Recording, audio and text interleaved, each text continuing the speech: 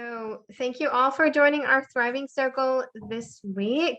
We're a little bit later than we usually are, but we have made it and overcome all the technical difficulties. And before we start, I'm going to introduce myself. I am Yumi. I'm a Thrive Guide with Soul Connects and also a practitioner working with Akashic Records and quantum hypnosis. And I have with me several members from Soul Connects as well. We have Liz, who's also a Thrive Guide. Do you want to introduce yourself to everyone on our page, Liz? Certainly. Hi, yes, I'm Liz. I'm a Thrive Guide with Soul Connects. I am an intuitive reader and a former corporate girl.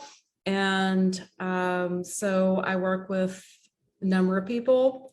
I think I've met most of you on here. Everyone else, great to meet you. Awesome. And then we have Megan, who also is a Soul Connects team member. Want to introduce yourself this time, Megan? You're always kind of in the background. Yeah, sure. My name's Megan. My first job, I guess, is being a student, and I also create content and other things for Soul Connects. So yeah, I'm excited for the circle tonight. Awesome. Yeah, I'm excited too. And we have two of our very special Soul Connects practitioners as well. Today we're joined by Daiki, our archetypal astrologer. Do you want to introduce yourself to us, Daiki? It's good to have you on.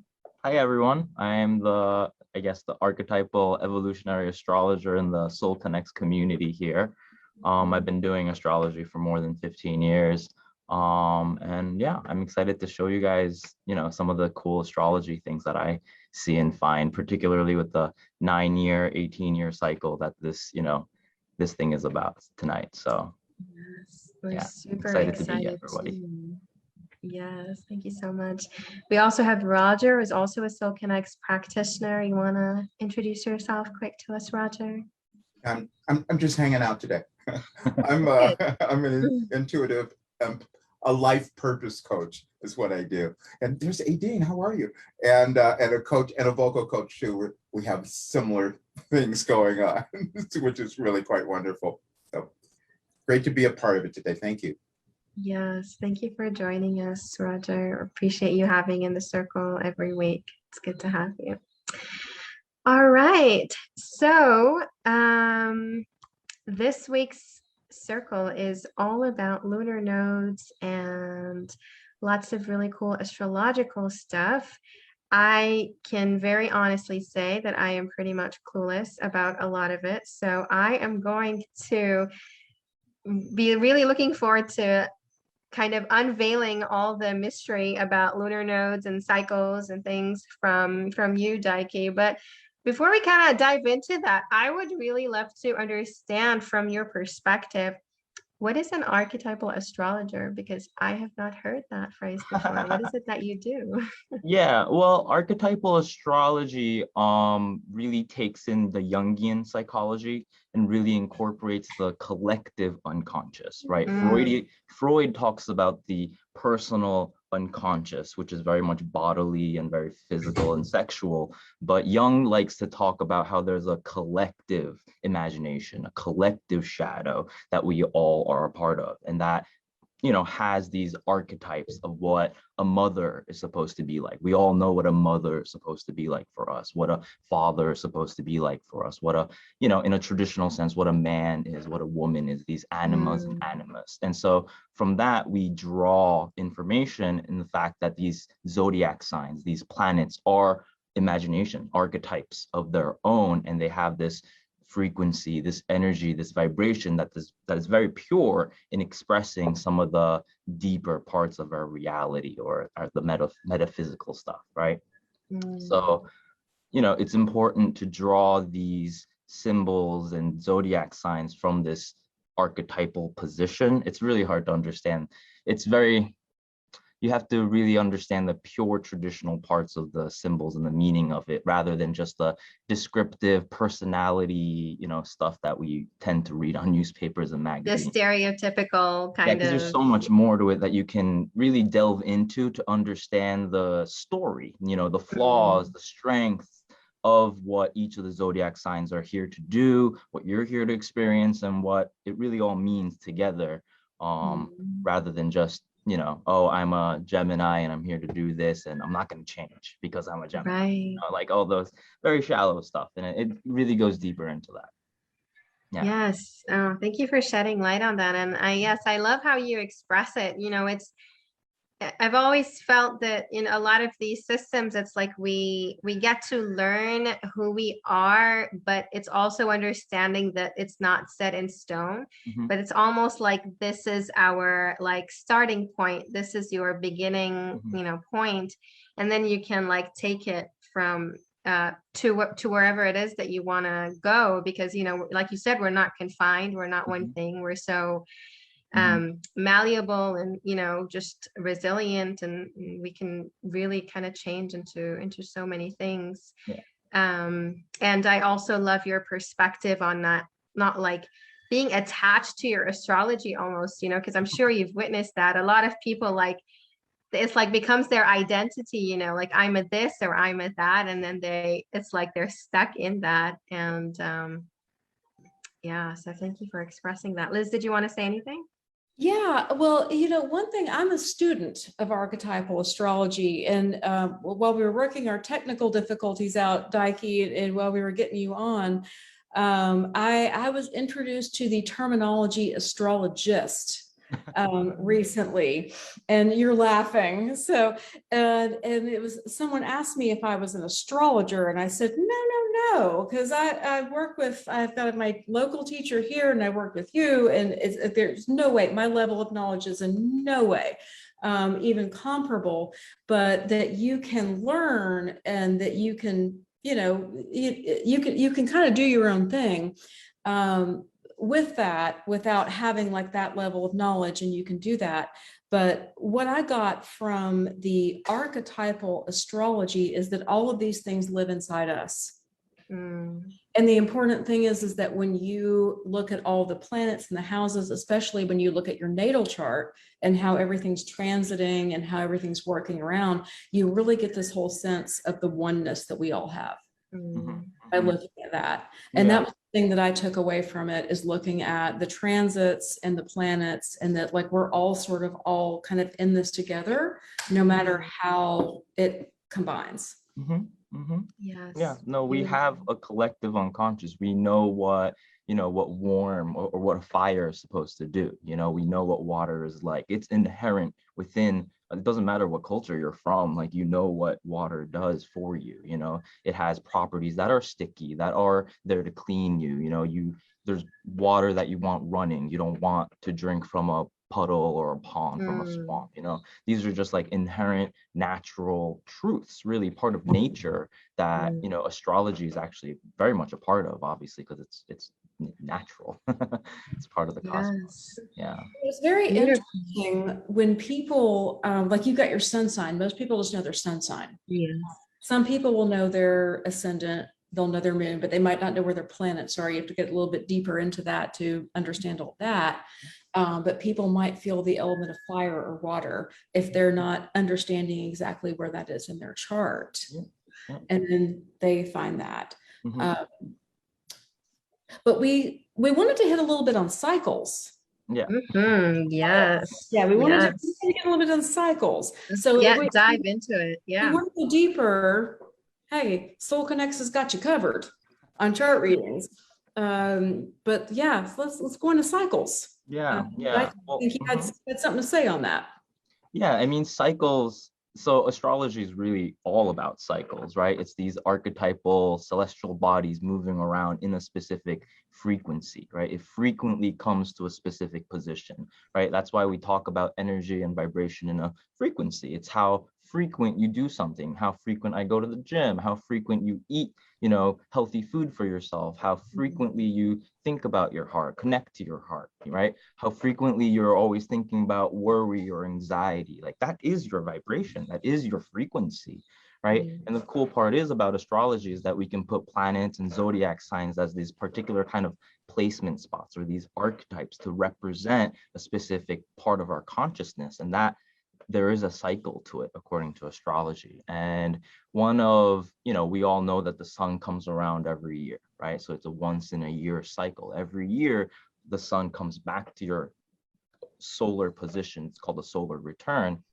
where you kind of have your happy birthday, right? You have your, hey, this is who I am. I'm special to be here. We're all celebrating who I am. And that, again, is your frequency. Now, there's obviously planets all the way to Pluto. There's asteroids. There's calculated points, all these things that are always going around. And it's a soup, right? It's a soup of these consciousness that make us who we are as a vibration, this group of sacred geometries. And so today we're talking about the lunar nodes, and the lunar nodes have an 18-year cycle. It takes 1.5 years to go through each sign. So that's funny because that's 18 months, right? 1.5 years. 12 plus 16 is 18 months, but it also takes 18 years to come back around to its full cycle. And I don't know about the numerology 9-year cycle too much, but it takes 9 years for the nodes to flip from where you were once born.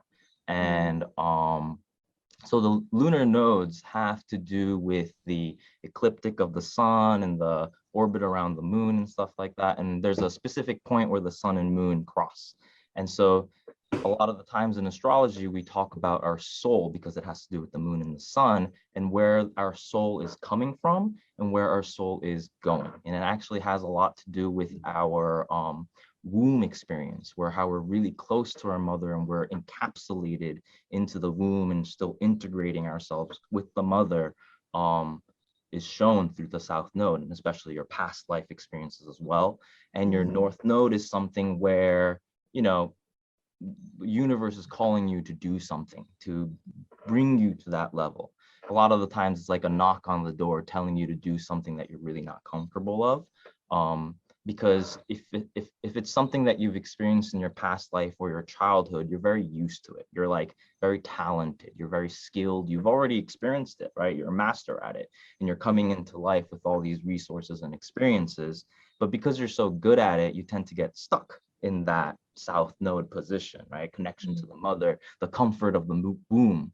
And so the north node really tells you, well, why did you come out of your mother's womb, right? Why did you come to earth? Like, what is your purpose? And that's really that's the soul really pulling, or the universe pulling our soul. And I use the word soul, not spirit either, because the spirit is something it's a fire element, but it's something that like we're kind of projecting and kind of giving off. Spirit is like my charisma, it changes, right?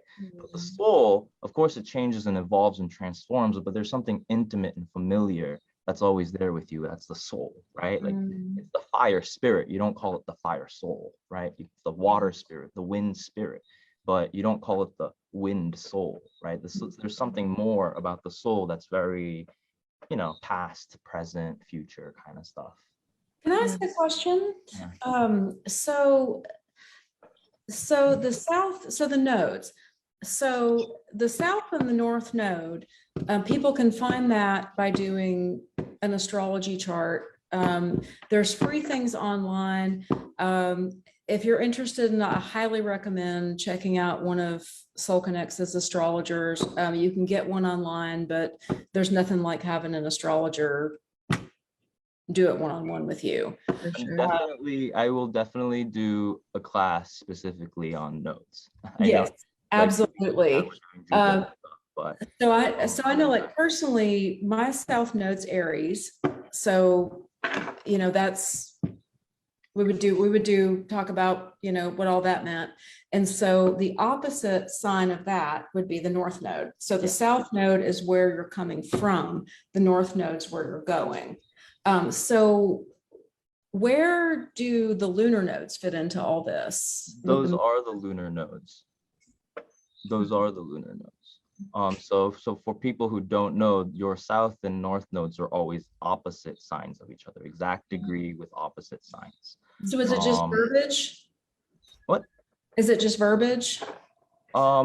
Each planet has their own nodes. You know, they're so the sun is its reference, and it's really how far you are from the sun and such.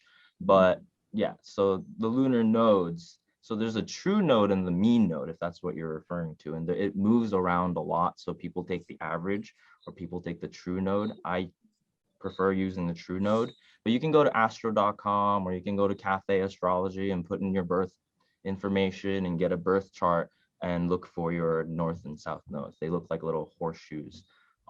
If you're, Or they can go to Soul Connects and come to you. Yeah, yeah, that's awesome. of course. So I was curious from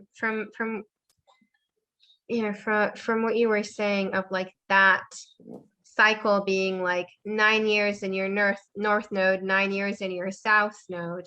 How does that reflect on somebody's life? So is it I'm curious to understand, does it mean like the aspects that come up for you in the first 9 years or whichever 9 years are like more related to your shadow and your past lives, and then you kind of transition into your purpose? Is that right? Okay, so no, that's a really great question. The thing is, it really depends on each person's natal chart. You are more connected, or you experience more of this nodal, experience if your personal planets, your sun, your moon, Mercury, Venus, Mars are in, close aspects, conjunctions, oppositions, if they're really there, you really experience it day-to-day life. So, some people will be born the sun with the north node side or the sun with the south node side. So some people start in different positions. Like some people are more in tune with what they have to do in their life right now and the future rather than what they were, so sometimes they have to go back. It's not just a move forward, go into the future, go into your next soul kind of thing. There is sometimes, and a lot of the times it is a little flopping back because there's some sort of reconciliation when it comes to these like axes of these zodiac signs, right? That's why it's a circle. That's why it's a wheel, because there's polarities that we're always dealing with, that we're always needing to reconcile. And these lunar nodes, just, if you have your sun or your moon, anything close to it, like you're always dealing with it. Yeah, you're always going back and forth. But that 9-year period or even 4.5 is a really good indicator to figure out, really where you are going in your life or which way, if you're going backwards or if it's a time to go forward, like you kind of get in touch with it. At least that's how I use it, and that's how I've seen it. That's beautiful. And you also earlier mentioned that there was an 18-month cycle that was kind of related to it. How is that different or similar? So the 18-month cycle is that it takes a year and a half to go through one sign. So right now we know that the north node is in Gemini. And so it's been in Gemini for a year and a half now. And so in a little bit, very end of this year and next year, the north node is going to move into Taurus. And so again, the north node in Gemini right now, a lot of the, the lunar evolutionary universal pushing is very much about the Gemini energy, which is about thinking differently, having a more lateral, broad view rather than this very narrow, parochial view that we tend to have when it comes to beliefs and religion and stuff like that. So yeah, Gemini is all about, thinking differently, communicating differently, and, a lot of the media having very black and white polarities, and even, information being very skewed and nuances lacking. Like these are very North Node Gemini issues where we're like, what are we really talking about? Whose side are you on? What are you talking about? Like that, these are very North Node Gemini stuff. And this is until when did you say that the north node will remain? End of this year. Yeah, end of this year. I can actually check a little bit better. So what do you think is going to happen predictive wise when the north node moves into Taurus? And I was curious that's going to relate to the outer planets that are hanging out in Aquarius right now, and also Uranus and Taurus. Yeah, yeah. So how do you think that's going to play out? Okay, so one thing I forgot to mention is that these lunar nodes, whenever there's a new moon or a full moon very close to these nodes, there's an eclipse. And eclipses happen maybe 4 to 6 times a year in 2 different sessions, which is why eclipses are so important, because it has to do with these lunar nodes, right? But so just like Liz said, now that we're moving into the fixed sign axis, yes, we're going to have some of these eclipses really challenging and really highlighting, you know, the Saturn, the Uranus, the Jupiter that's in Aquarius and Taurus and such. So yeah, I mean, big changes for sure.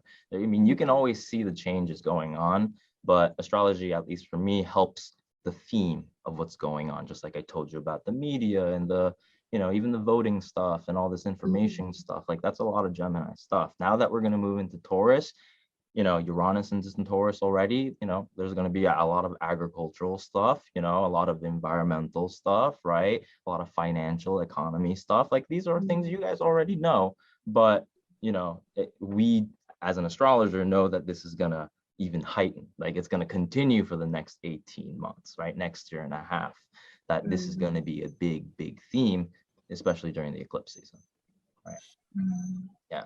So, you know, one thing I noticed when I started studying astrology is it became kind of like, it was a little vexing initially, as to, because it was a lot of information. And one thing I was asked to do was kind of like break it down, is where like I wanted to study what all the planets did, what they meant, knowing the transits. I knew that a lot of people just wanted to know what's going to happen. So, and I think with this group, we can go a little bit deeper than that. So what has happened, and then what's going to happen? She gave me the big one, guys. Yeah, always, you know me. Tell us, Daiki, we're all ears. Let's see. I mean, there's so many components to touch on, and it really depends on what you are really in tune with. I got something. Yeah, sure. Let me ask. Okay, so let's get our channel in the room on this one. Yes, because I channel, you know, I channel, I've been doing it for a while. So the information that's been coming through recently is that we're going through ancestral changes, and it's a big time, and it's a collective thing that we're all moving through. But then individually, we're figuring out our own paths, because we are doing that. But we decided to be here now with this big change that was happening, so that we would have the impetus to move even quicker. So you tell me what comes out of all of that. Okay. Yeah, no, I mean, so the biggest change when we talk about, you know, collective big historic change, we like to look at Pluto. So that's really where we start when we talk about death and regeneration of an age and such. And Pluto has been in Capricorn the last 18 years. And Capricorn's about government. Capricorn's about structure. It's about the bones in the system of things in the world and in our body. So everything that's holding together, right, is kind of collapsing. Everything that has authority, everything that has, you know, but it's also things that kind of bound us too. These are chains, and these are, you know, ball chains that's kind of dragging us down. Those are the things that we're trying to get rid of right now on both ends. And what's really cool about end of last year is that Saturn and Jupiter finished being in Capricorn. So that was maybe 2 years ago during the whole COVID, you know, climax of things. Jupiter, Saturn, and Pluto, these big planets, were all in Capricorn, really tearing down what we find stability in, right? What sturdiness really means, or what we can depend on. And now that Saturn and Jupiter are in Aquarius, we're very much more future vision. We're kind of setting our goals and kind of disconnecting and connecting to new things and old things as well. Can you hit Saturn for a second for us, Daiki? Yeah, can you hit Saturn? Okay, Saturn. So when we talk about Saturn, we like to talk about Saturn and Jupiter, because both of them are societal planets. We're going from the big to the small right now. But Saturn and Jupiter, Saturn is the restriction. That's the father energy or the deadline energy. It's trying to cut away things that you don't need so you can elevate and mature, right? It's the hard work. Saturn's really good at hard work and giving you the reward. If you ever take some of my Saturn classes, Saturn's much more reliable. 2 weeks from now, we'll be doing Jupiter stuff. Jupiter is expansion. It's about knowledge and growth and absorbing things, right? Taking things in rather than Saturn cutting things away, okay? So Jupiter and Saturn, so both of these guys who are restricting and expansive, when they come together, it's, you know, it's really, it represents like good businessmen, people who can gamble well, like they know their limits because they know when to pull it in, they know when to bring it out. So that's a Jupiter Saturn energy. But that has been in Aquarius all this year. So we have, you know, so much information about new communities and new things we might be able to do. And then Saturn's also kind of bringing in the works of like, okay, I need to be more serious about this if I really want to go hang out with these people, or if I want to belong in that community, like these are some of the steps that I need to take, right? Saturn takes 2.5 years. Jupiter takes 1 year. So Jupiter last year has been in Aquarius, and it's been giving us treats, giving us rewards, giving us, you know, imagination, like, oh, you can do this, you can try that, you can look like this. And then Saturn here is saying, well, what can you really do? You know, what are your resources? Who are you really connected to? And what do you have to maybe cut out? Because it's Saturn, right? What do you have to grow up in? So, you know, a lot of people who were born in 92, I believe, 91, 92, have Saturn in Aquarius. So those people are, you know, those are the people who are having their Saturn returns, which is 27, 28, 29 years old. But yeah, Saturn in Aquarius is telling Aquarius energy to mature. So that's the collective part that I think Roger is talking about. And these are the bigger planets. So it has to do with the collective and more of the universal stuff. So what do you mentioned about, the Uranus and Taurus? With energy? Let me go to like Neptune and Chiron stuff first. Can I share my screen? For sure, yes, I'll give you access to do that. This is Yeah, so and fascinating. you might need to know what Neptune and Chiron are first. Yeah, absolutely. Yeah, we're going. But yeah, that's significant. Yeah, Chiron hanging out in Taurus along with Uranus. Yeah, that's a big deal. Yeah, so look what you did, Dikey. God. Yeah, I mean, astrology is a visual thing, right? I really like looking at the wheel and really and nobody gets stressed out about this, by the way. It's not algebra. I mean, it is, but nobody gets stressed out about this. No, I'm here to guide. I'm here to help everyone out and, you know, what you need to know. Yeah, so we just talked about Pluto over here. We talked about Saturn. We talked about Jupiter. Okay. So Neptune and Chiron over here. Neptune is spirituality. It is the God connection, universal love, but it is also about saying goodbyes and letting go and a lot of confusion, you know, a lot of loss, which, you know, healing does come afterwards. But so Neptune in Pisces has been really elevating our spirit. Neptune takes almost 200 years to come around. So the last time Neptune was in Pisces was 180 years ago, you know. So in our generation, in our lifetime, we get to experience Neptune being in Pisces. But this is the spiritual awakening, but also the downfall of religion and, you know, even some of the spiritual stuff that we talk about, because there's a lot more dilution, right? Pisces is about diluting and spreading things out, even information or consciousness, right? A lot of people like to party, stuff like that nowadays and such. So that's a lot of the Neptune in Pisces. But Neptune in Pisces on a personal level has really brought us a lot of healing. And Chiron as well has to do a lot of healing and soul wounds as such in the Aries section, which has to do with ego.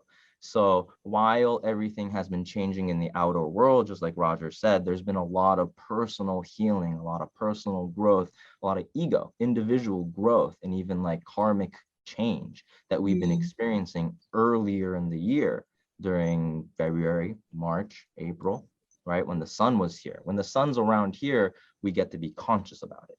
And so moving on to Uranus, when it was April and May, the sun was next to Uranus and Taurus. Uranus is about innovation. It's about evolution. It's about making things better. It's the technological, enlightening energy. It's like speed of light, right? And so Uranus and Taurus is the one elevating and even shaking the earth, right? And also elevating some of the agricultural stuff or even the financial stuff, moving into crypto and such, because Uranus has to do with technology. But again, in our personal lives, it's raising our own value. Most of us are saying, you know, I'm worth more, you know, I need to do less work for more pay. You know, there's an innovative sense of creation and manifestation and production, which is Taurus. You know, a lot of factories are kind of closing down, right? Companies are, you know, going up and down with Uranus and Taurus. You mentioned something about structures. You know, what I've been receiving for more than a year now was that we're going through a major restructuring, and the restructuring was occurring within each of us and then collectively as well. And that's why the chaos is there, so we can come together. The Capricorn is definitely more societal. Taurus is definitely more objective and personal, but both of them have to do with earth signs, and both of them are very destructive signs, right? So there's change within ourselves, there's destruction within the outside world. So we're, you know, trying to match our frequency and such. And then we get to May, and we had our lunar and solar eclipses. You know, that was really trying to switch our mind into with all the healing. So with all this healing that we did, we've been trying to move throughout the year according to the changes that we made during beginning of the year. You know, beginning of the year was very much more healing and visionary. You know, we had some hope that COVID was going to be gone, all these kinds of things. And so we're trying to match our comfort zones, our heart energy, and even our day-to-day life now when it comes to this new healing, this new perspective we have on ourselves, this new structure that we see or we hope to see in the world and such. Now that we're in Virgo, you know, we're really implementing it into reality. We're trying to figure out with Libra how we can balance this new self with the world. So there's going to be a lot of, you know, relationship changes. People are going to be like, oh, you know, I've changed and I don't think I vibe with you anymore. I don't feel equal. I don't feel balanced with you anymore. You know, depending on where Libra and Virgo are in your chart, you know, it could be relationships, it could be career, love, it could be a new personality and such. But again, we are right now trying to figure out, well, if this is who I am, I can't deal with that anymore. You know, I can't eat ice cream every single day. You know, I can't be watching TV all day, or I can't deal with that person if I am this, right? If this is the new me, I can't be dealing with that anymore. So those are the stuff that we're doing right now. That's kind of a little stressful because we don't always know, you know, what we really want and what we don't want. It's like, can I really let go of this? Can I really let go of that? You know, we are going to be attached. So I'm sorry. As a reader who does clients, before you joined, I was talking about doing a collective energy reading, and I had an astrologer come on and say, hey, Liz, do you know astrology? And that kind of what got me interested in sort of learning these things and doing collective readings. So as a reader, what I've been seeing is a lot of 12th house energy. And by 12th house energy, for people who aren't familiar with astrology, it's things breaking down. And so what I've been seeing with a lot of my clients lately is things breaking down, exactly what Daiki said. I don't know what I relate with. I don't know what I resonate with. I'm not sure I resonate with you, and a real restructuring in beliefs. So go a little in the future for us, if you don't mind. Sure. Absolutely. Before the future, I'm sorry, Daiki, to cut you off. I was just curious, since we were, just before we move on to the future, since we are in the energies of a new moon in Virgo, I'm sure everyone is curious what that means for us right now. Like, what is the current energy of this new moon, since we're also talking about lunar cycles and things? Yeah, absolutely. 1 second. Then we can blast into the future. Yeah, so we're going to have a new moon on Monday. right? Yeah, this Monday. It's kind of behind us, but we're kind of still in the energy of a new Yeah, I was moon. like, wait a second. we're past that, right? Yeah. So what's really important now, I mean, this new moon was very stressful, to say the least, I would say. Because the moon, Mars is more the urgency, right? It's the war, it's the activation, initiation energy. So all this heat, right? All this pressure is in this Virgo energy. And if you know Virgo, they're very hypersensitive. They're like, no, no, no. Like they're very picky. They need everything to be perfect. If one thing is wrong, like they'll, it's just has to be perfect 100% of the time. So if someone, with the moon, our emotions, our sun, our consciousness, and the Mars, all of these three guys being here on on the new moon, really kind of rattling our brains to check, have you checked all your checklists? Have you done this? Have you done that kind of deal? Have you, checked all these little things, And then the other thing over here is Neptune again in Pisces. That's really trying to bring more of, let fate kind of take its course, kind of let things flow energy over here. So there's some things in our life right now that's kind of within our reach, with things that we can put our hands and put free will energy into. And there are certain things that we can't. We might have always tried to control it, but we're starting to realize like, hey, this is not in my control. Like I can't control this. Like this is up to fate. This is up to my partner. This is up to my child to make a decision. Like those are all the Neptune, Pisces, spirit taking over, or, the universe taking over, fate taking over. We're going to experience a lot more of that during the full moon, which is 2 weeks from that now, right? And the full moon is going to be much more connected to the Neptune. So we're going to be very much just like, oh my God, I don't even care about it anymore. Or, oh, I give up. Or you're just going to be like, oh my God, I'm so lost. I'm so overwhelmed. I can't do this anymore, right? And then Sun and Mars and Libra, Virgo over here is going to be like, but I can do this, maybe I have energy to do that instead, kind of energy. So we're really, what's really cool is that we are really changing what we think is in our power and what is not in our power. And I think that's like so important because, I mean, look at the world, but, in our personal lives, if you are struggling, most likely some things are not in your control and some things are, and that's a blessing, to know what is in your control and what you have control over, like that in itself is a blessing. So that's the new moon to the full moon that I'm really kind of excited around this time. Yeah, so again, it really depends on where this is playing out in your chart. If you're a Virgo, obviously you're feeling this a lot. If you're a Pisces, you're also feeling this a lot. If you're, a Martian person, you're feeling like you need to act. Aries people, Scorpio people, or people who have strong Mars connection, they're feeling the urge, they're feeling the urgency, they're feeling the fire under them. Oh yeah, we all are. Well, and to insert a question, as I learned astrology, the outer planets are the ones that define generations, correct? Mm-hmm. And so, when you look at transits, there are things that there are going to be certain things for other people, but then there are things that transit you personally that you can look at. Yeah. So it really just kind of consult your local astrologer. Well, just like I said about the nodes. I guess I'm stumbling on that, but just consult your local astrologer. Yeah, just like I said about the nodes, some of these planets do take a long, long time. So everyone who's born 5 plus or minus years around you are all going to have Neptune and Pisces.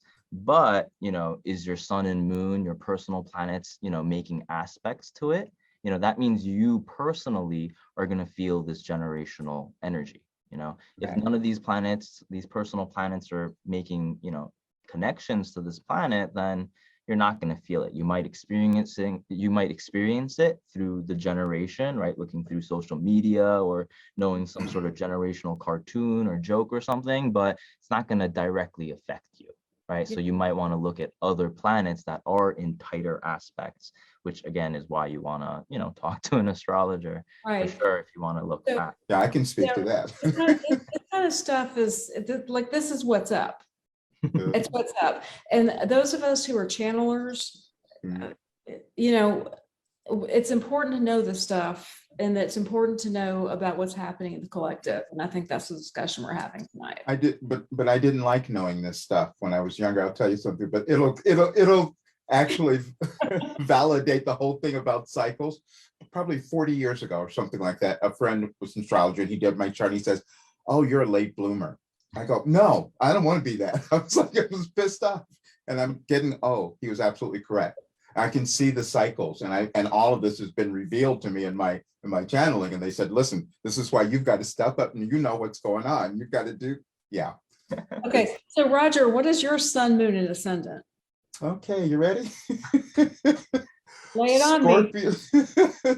Ah, I'm a Scorpio with a Scorpio rising and a Leo moon. yikes. A double Scorpio with a Leo moon. So you gotta get it. Yeah, Hey, I don't think so Dikey, you thought that was bad with my Scorpio sun, Aries rising, and Aquarius moon. Now, okay, you Roger. Yeah, I mean, Scorpio and Leo both are very fixed signs, so they don't like to budge. You don't usually see a Scorpio and Leo hanging out together. One likes to stay punk and Oh, in yeah. the background and all anarchy, and Leo is like, yes, I am the monarchy.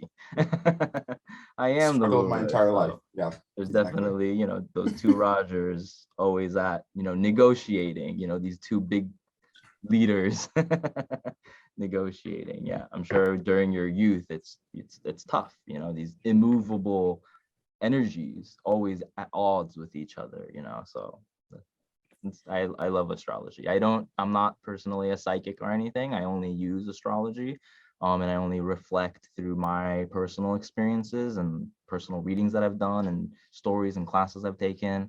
So yeah, I wholeheartedly swear on astrology. I think channelers and astrologers are Mhm. seriously friends. Does anyone have any astrology questions for Dikey? We're coming up on time.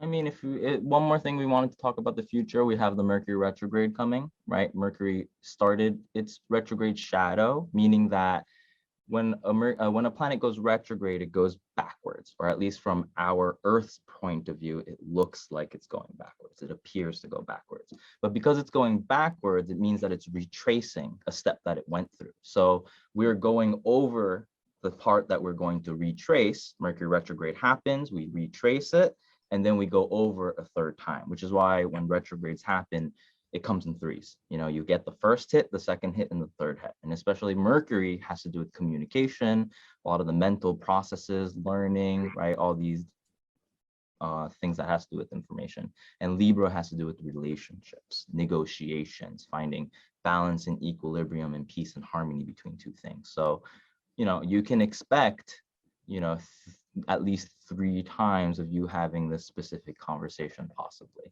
at least with yourself or with other people, but it's supposed to change your perspective. I believe it happens on the 22nd. Yeah.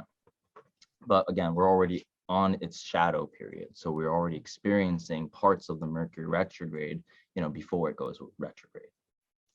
So what can people expect about that? Definitely, I would say renegotiation and in the relationship sector, just like we said, we're kind of figuring out who we are relating to or the vibration that we're bringing to the table and seeing who we're connecting with, right? So there's going to be some old relationships and new relationships that's gonna, at least 2 takes. You're gonna feel it out, feel that other person out, you're gonna feel this out.